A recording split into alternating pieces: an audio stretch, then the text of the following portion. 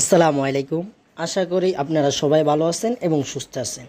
তো আপনাদের প্রযুক্তি ইউনিট এবং ঢাবি ৭ কলেজের যে রেজাল্টটা প্রকাশিত হয়ে গেছে, এখানে অনেক আমাদের এই কেমিস্ট্রি আলা থেকে অনেকে ভালো রেজাল্ট করেছে।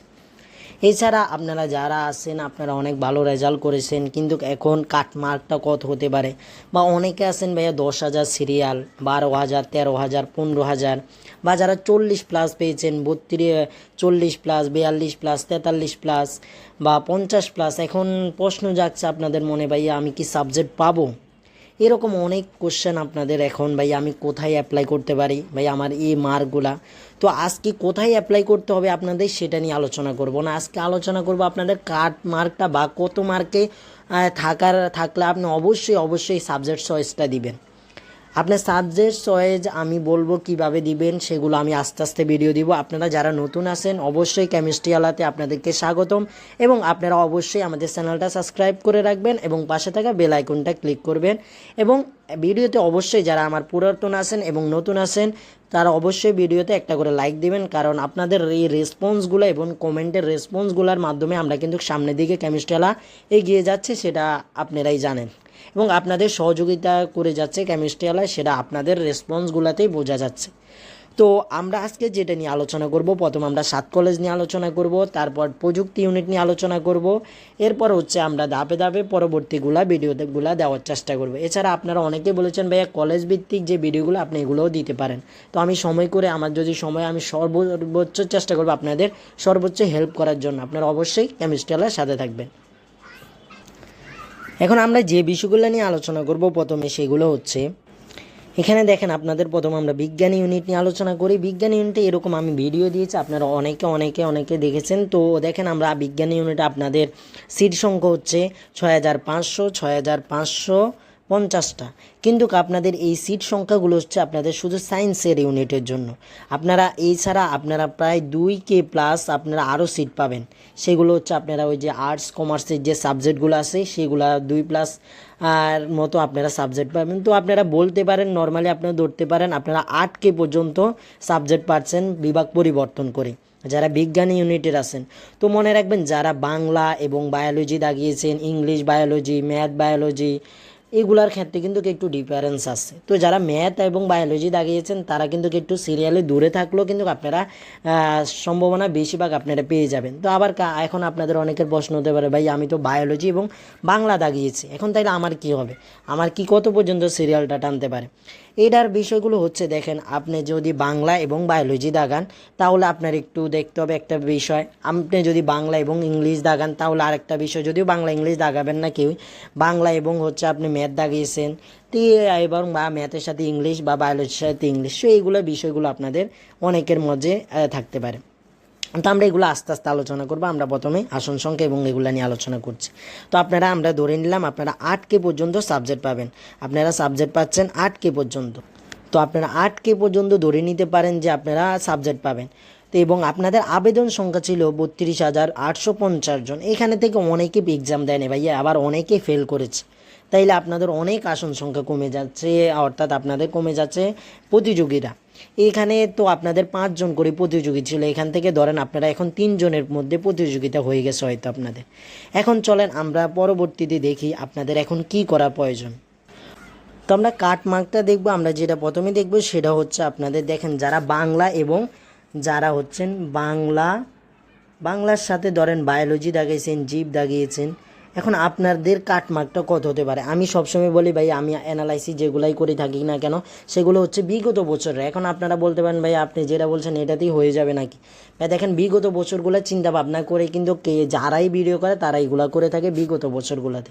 তো আপনি যদি বাংলা এবং জীব বিজ্ঞান দাগিয়ে থাকেন, আপনি যারা যারা 45 প্লাস 47 প্লাস আছেন তারা সিট ইনশাল্লাহ পাবেন, কিন্তু সম্ভাবনা ভাইয়া এটা পঞ্চম ম্যারিডও হতে পারে, আপনার চতুর্থ ম্যারিডও হতে পারে, এরপরে আপনার চতুর্থ ম্যারিডও হতে পারে, তারপরে আপনার হতে পারে তৃতীয় মেরিটেও হয়ে যেতে পারে।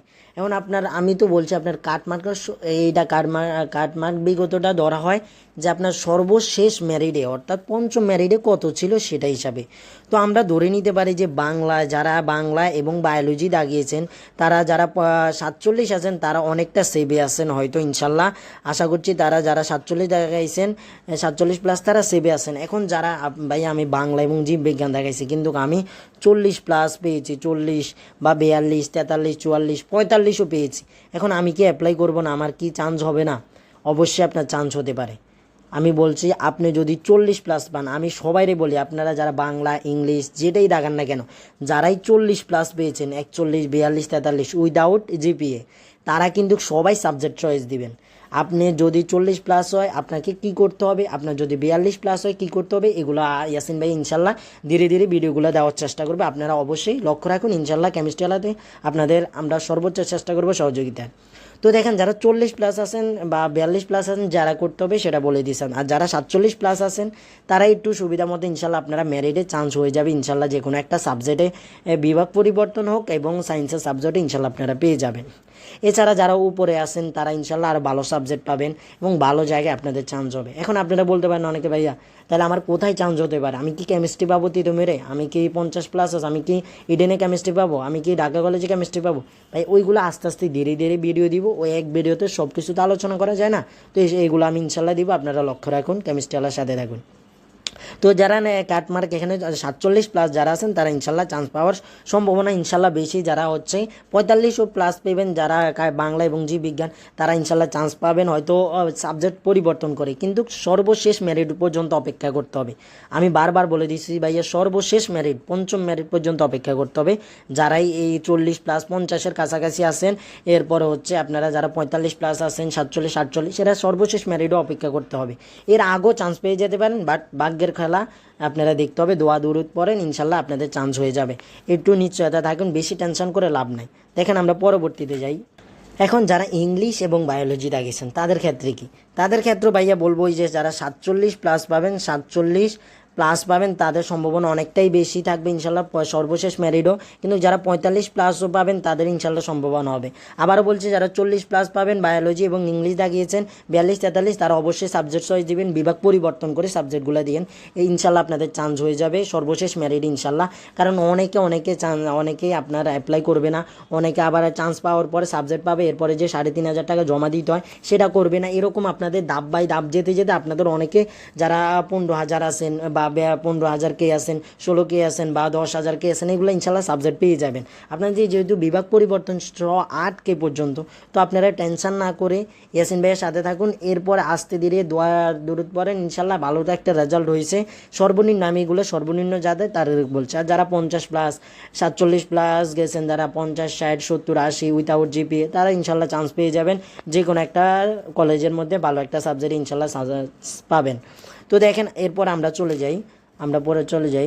এখন যারা ম্যাথ বা বাংলা দাগিয়েছেন বা ম্যাথ বা ইংলিশ দাগিয়েছেন এখন তাদের কি অবস্থা ভাই? আমি সবার ক্ষেত্রে বলবো 45 প্লাস যারা আছেন বা 47 প্লাস যারা আছেন তারা একটু সেফ জোনে আছেন। 47 প্লাস যারা আছেন তারা একটু সেফ জোনে ইনশাল্লাহ সর্বশেষ মেরিটে, কিন্তু আগের কথাই যারা 45 প্লাস পাবেন তারা ইনশাল্লাহ আরও একটু সেফে আছেন। তারা 47 থেকে একটুটা ডিফারেন্স হইতে আসে আপনাদের, কিন্তু একটু কষ্ট হইতে পারে, কিন্তু সর্বশেষ মেরিটে আপনাদের চান্স হইতে পারে। যারা 40 প্লাস পেয়েছেন এই ম্যাথ বা বাংলা বা ইংলিশ দাগে তারা অবশ্যই অ্যাপ্লাই করবেন, কারণ আপনাদের ম্যাথে অনেক সিট থাকে, তাই আপনারা সম্ভাবনা যারা 45ও পেয়েছেন তারা ইনশাল্লাহ চান্স পেয়ে যেতে পারেন যারা ম্যাথ দাগেছেন। আর ম্যাথে সবাই তিতুমের অনেক সিট ম্যাথে, এরপরে হচ্ছে ঢাকা কলেজে ম্যাথ অনেক সিট, এরপরে সবগুলোতে ম্যাথের সিটগুলোকে অনেক বেশি। তো আশা করছি আপনারা ইনশাল্লাহ চান্স হয়ে যাবে। যারা ম্যাথ দাগাইছেন 47, 45 এরকম আছেন ইনশাল্লাহ আপনাদের চান্স হবে। আমি কিন্তু ভাইয়া বিগত বছরগুলোর কিন্তু অ্যানালাইসিস করে অর্থাৎ বিগত সালে বা বুঝে চিনে আপনাদেরকে দিচ্ছি, কিন্তু হচ্ছে আপনাদের এর পরবর্তীতে চেঞ্জ হতেও পারে এবারের ডিফারেন্স, কিন্তু বিগত হিসাবে করে যদি দেখেন তাইলে এরকম আপনাদের সর্বশেষ মেরিটে চান্স হয়ে যেতে পারে। তারপর আমরা দেখি সবাই যারা ভীষণ আগ্রহী আছেন ম্যাথ বা বায়োলজি দাগিয়েছেন তাদের কি হতে পারে।